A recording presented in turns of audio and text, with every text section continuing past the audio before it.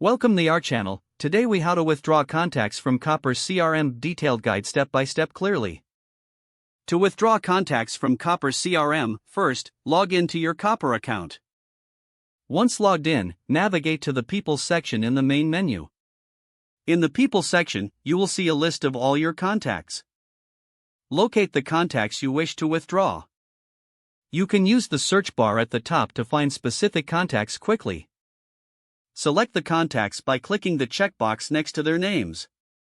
Once you have selected all desired contacts, look for the Export option. Click on the Export button, which is usually found at the top right corner of the screen.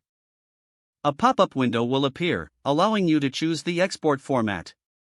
Select the format you prefer, typically CSV or Excel. After choosing the format, click the Export button in the pop-up. The system will now process your request to withdraw the contacts. Once the export is complete, you will receive a notification. Check your notifications or your email for the download link. Click on the link to download the file with your contacts. Open the downloaded file to verify that all desired contacts are included. If needed, you can now manipulate or integrate this data elsewhere. Always ensure to keep your data secure and comply with privacy regulations. That's how you withdraw contacts from Copper CRM efficiently. If the page does not load, refresh the browser or try again in a private or incognito window. Make sure you are using the correct email address, then retype it carefully to avoid small typos. If your password is not accepted, use the reset option and create a new strong password you can remember.